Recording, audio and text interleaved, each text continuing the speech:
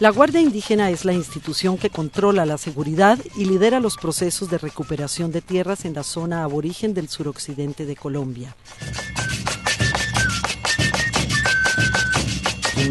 Una región poblada de territorios indígenas.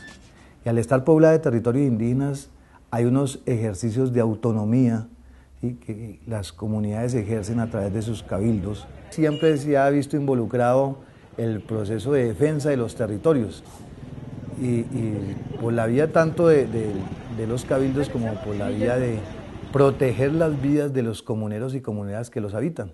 Cerca de 400.000 indígenas viven en el departamento del Cauca, constituyendo el 21% de la población de la región. Habitan en 93 resguardos que cubren una superficie superior a 5.000 kilómetros cuadrados, en una zona que ha sido el cruce de fuertes fenómenos de violencia durante más de un siglo. Este departamento ha tenido la presencia de todos los actores armados que hay en este país, de todas las insignias, desde los actores del Estado, pasando por la insurgencia y por los paramilitares. También las comunidades se hayan visto poco a poco abocadas a tener que tener sus propias formas de defensa. De ahí que el proceso de protección condujo gradualmente a que las autoridades civiles, que son sus propios cabildos, tuvieran también una forma de poder protegerse y poder blindarse frente a los desafueros de los actores armados, y es ahí donde comienza a surgir y a construirse la Guardia Indígena. Aquí nosotros no necesitamos de la policía ni del ejército, son ellos los que hacen el orden, y si hay problemas, pues ahí tenemos el cepo, tenemos los calabozos, y los que hagamos desorden, pues allá nos llevan. La Guardia Indígena es un órgano civil integrado por miembros de las comunidades. No hay restricciones de edad, sexo o características físicas para formar parte de ella. En el mismo tiempo en que se hace la elección del cabildo, que es cada año, regularmente se nutre, se elige y se va consolidando la guardia.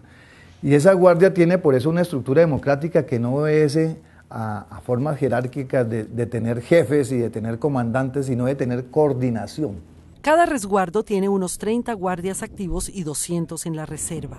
No ganan salario y deben cuidar a la comunidad al tiempo que continúan desarrollando las labores del campo. Los más veteranos reciben el grado de guardias vitalicios. Son como los generales de reserva. En el resguardo de Ambaló hay solo 3. Uno de ellos es José Manuel Pillimue, un luchador por la recuperación de sus tierras ancestrales desde hace más de 3 décadas. El bastón. Con eso nosotros nos enfrentamos a la policía, a lo que sea. Nosotros no llevamos armas.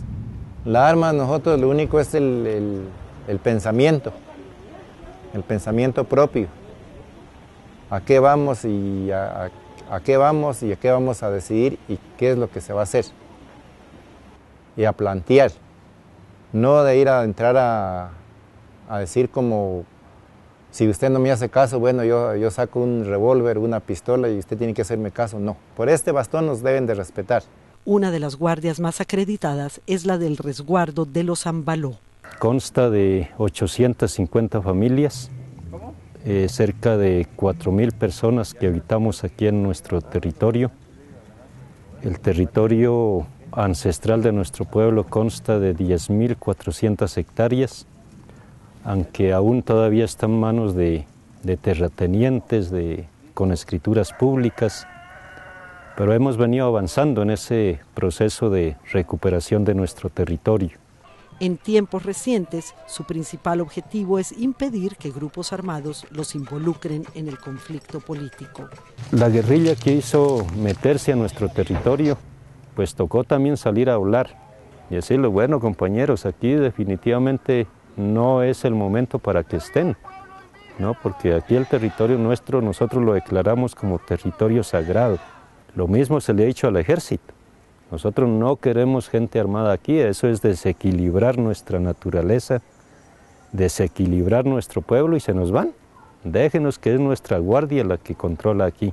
Aunque se respeta la autoridad de los nativos, el recrudecimiento de la violencia ha generado un nuevo conflicto, pues el gobierno colombiano quiere instalar batallones del ejército en los resguardos, a lo que los indígenas se niegan.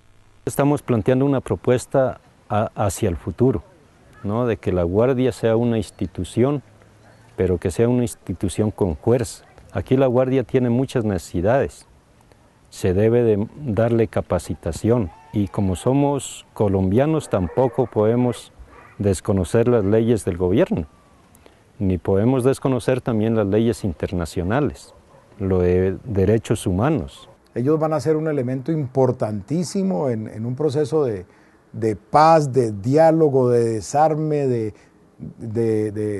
desarrollo que se haga en este país.